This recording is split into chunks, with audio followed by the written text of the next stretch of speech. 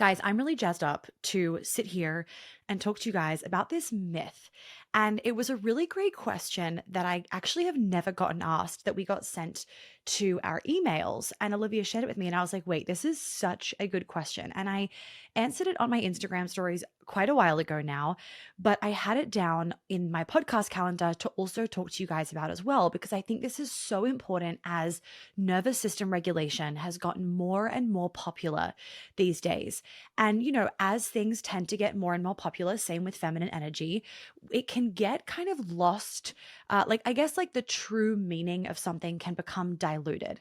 And so, what I've noticed in all of the nervous system regulation conversation these days is that a lot of people are then thinking, oh, I need to constantly be in a regulated state. And anything that makes me feel dysregulated, I should not go and do.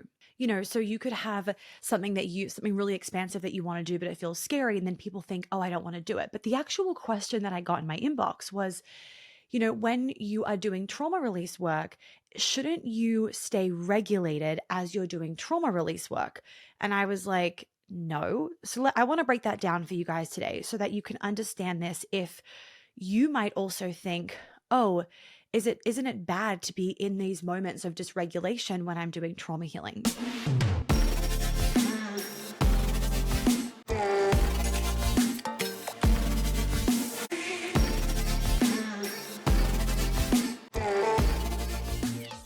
So firstly, what I want you guys to understand is that if you haven't actually done trauma healing work before, and so your body hasn't come into this state of your like homeostasis and equilibrium, you are probably not even knowing what a truly regulated nervous system feels like. And something that I've been really reminding my clients of, and they've found this to be like an oh my God nugget. And I'm like, it's interesting how the world changes so much where then like something that I feel like, oh, I wouldn't know how to say that 6 years ago in my coaching. Now it's like really landing for people. And that is that the goal with this work is to not never become dysregulated. That is not the goal. The goal with this work is that in those moments where you become dysregulated, because we're human, you are going to have moments in your life where you are in fight or flight or you go into freeze.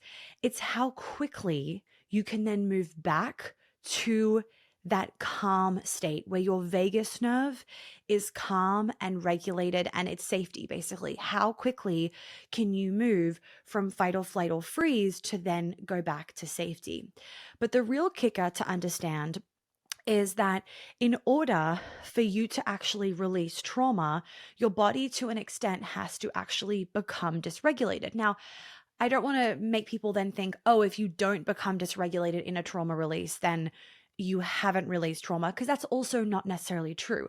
When it comes to trauma release and somatic trauma release, the way that I take you guys through my MYH trauma healing method is that the beautiful thing about it is that your body knows how to release this. So I was leading breath work the other day in Queen Alchemy, for example, and we do breath work, as I'm sure you guys know, at the immersion. You've seen the videos and it's crazy and it's amazing. The beautiful thing is that everybody has a slightly different experience because everybody's body releases in different ways. Everybody's releasing different things. People are women are in different phases of their cycle, and even that can kind of alter breath work, for example, or the trauma release.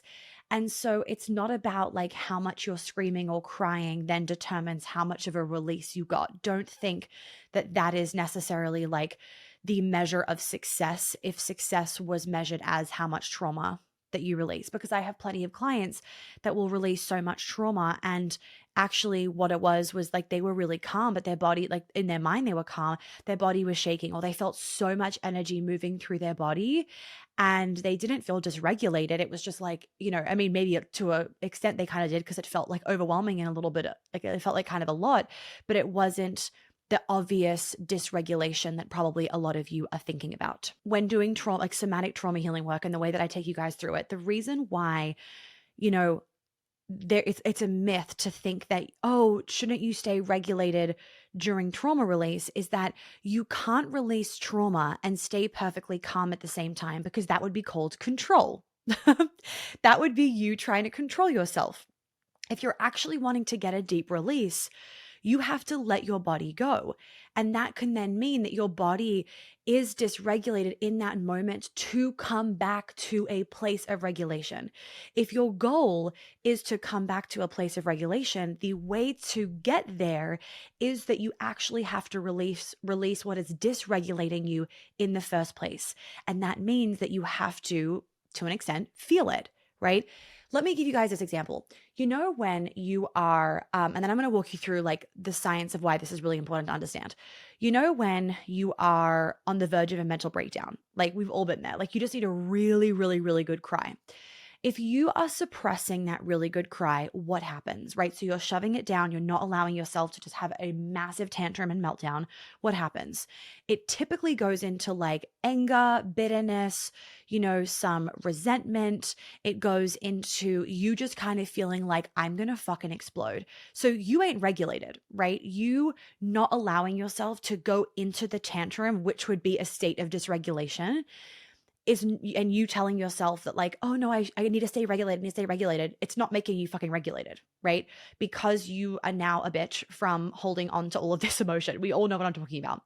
Now, let's say you allow yourself to have the meltdown and the tantrum. You know, when you're in the meltdown and you are just going for it, right? You are just like in it, you are feeling, and then you get to this point where you're like, and you just feel so like, wow, I really needed that. That was good. And then you can kind of just be like, okay, wow, let's get back to the day. That is your body going through dysregulation to release. Okay. So you're releasing whatever you needed to release: emotion, trauma, abandonment, fears, anger, whatever it is, rage. You've released it. Your body brought itself to a state of regulation. You didn't do anything in that. You were having an absolute meltdown. All you did was release. Your body brought you to that place of exhale, like calmness. And then guess what? You were regulated and you were able to move on with the rest of your day. We all know when we are holding and like bottling up a meltdown or any kind of emotion, we are not in a regulated state. So understand that the current version of you right now might actually be dysregulated. And what you're actually afraid of is letting go of control. And that's why then people don't want to feel the dysregulation that is needed so that they can move through and release the trauma from their body to then naturally come to a place of regulation. So let me break down why this is really important, especially for women to understand, because a lot of women are numb. They are disassociated. You might be numb and disassociated. And so in order for you to actually get to that place of disassociation, you've actually moved through fight or flight. Now, this can be like in regards to one particular situation, like one particular trauma, or like a past situation. It can be in relation to just like life in and of itself, right? Where you've been in fight or flight for so long that actually now you've gone into a freeze response to disassociate. The other situation to understand is that somebody basically, when they've gone from, you firstly are in safety, then you go to fight or flight, then you go to freeze. And so in order for you to get to freeze, you have to go through fight or flight. Now, you might have gone through fight or flight for 0.1 seconds, but essentially your nervous system felt like this is too much. Like the fight or flight was too intense. That was too dysregulating. That made me feel so unsafe. So that's why you then go to that freeze and disassociate response. Now, the kicker is that most people don't know. You cannot go from freeze to safety. You cannot just jump there. You actually have to go from freeze to fight or flight, which means that you feel everything. And then from fight or flight, you can go to safety. So that further supports my whole point of true somatic trauma healing is not this like peaceful, calm, like off with the pixies, meditative state, because how could it be? Especially if you are trying to, and let's be real, the vast majority of us, to an extent, are in a disassociated, avoidant, numbness kind of like state, whether it's in all aspects of life, whether it's in one aspect of life, right? And so we have to move through what feels like dysregulation and really you're moving through fight or flight. And then once we allow ourselves to fully process that and finish the trauma cycle, and if you don't know what I'm talking about with the trauma cycle, I've talked about this in a few episodes, but if you go to the masterclass, the blueprint to feminine embodiment. I've got a whole diagram in that masterclass, and I walk you guys through all of this and nervous system regulation and expansion and all that kind of stuff. So you have to go through that fight or flight, feel all of that fear, the abandonment, the pain, the stress, all of it, to actually finish that trauma cycle. So you're not just like suppressing it or just having triggers pop up left, right, and center. And then once you have released that, your body naturally comes back to safety. So when I'm taking you guys through trauma release practices at the immersion, if you're coming to my 3-day immersion this year, or if you've been to it, you'll know what I'm talking about. I am not actually guiding your bodies to safety. It's not like we do an exercise and then I decide, okay, I want everyone to then come back to their bodies and come back to safety. No, I'm actually being partially guided by you. That's why if you watch the testimonial video on the website, you will see it's Grace that says this. You will see Grace talking about how, because she came to 2 immersions last year, because we had 2 last year. She came to them back to back. She came to New York, then she came to Paris. And she was saying how what was beautiful is that she got to see that not every immersion is the same. And that's why it can be really great to come to multiple, because I am adjusting modalities and I'm adjusting what we're doing based on what you need, because I am being guided by your bodies. When your body comes back to safety naturally, then we move on. If I try and push you back to safety, I haven't gotten you to safety. You've just had to suppress whatever you're feeling and kind of push that to the side and fake come back to safety. And I say that because a lot of people are fake living in a state of safety. They're not actually regulated. They're having to use all of these tools to stay in a state of regulation. So I'm going to leave this there because I wanted it to be a little nugget episode.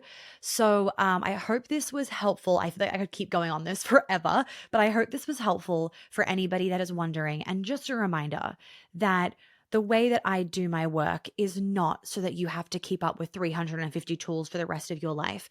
The way that I do this work is to truly heal the root so you can just live. You just live. You don't have to think about regulating your nervous system. You don't have to do box breathing in different moments. You're just able to come back to a state of safety naturally. And I give you all of the healing, all of the integration so that you can actually come to that place of embodiment. If you are craving more softness, magnetism, and ease in your life, but your body still feels like it is stuck in control, tension, or emotional burnout, you need to be inside Muse. It is a new masterclass that we are doing that I am so excited for. And this is not just another mindset training. Muse is a full body activation that shows you how to unlock your feminine energy, heal trauma at the root, and shift your nervous system into full receivership. So inside this masterclass, I'm going to be breaking down why trauma is the number one thing blocking your magnetism and how to finally clear it, the 4 flavors of the feminine and how to embody your unique essence, how to rewire your nervous system so that receiving love, money, and success feels safe, the polarity shifts that make your man step up, lead, and cherish you, how feminine surrender makes you more powerful, not less powerful, and why your manifestations aren't landing. And a little hint, it is not about your vision board, it is in your body. So Muse is where you are going to be able to stop chasing, forcing, and proving, and really start becoming the woman that attracts everything with ease. It is free. It is going to be potent as fuck, and it is happening live. So make sure that you are registered. You can save your seat by registering with the link below. And trust me when I say this is the shift your feminine energy has been waiting for. So I will see you there.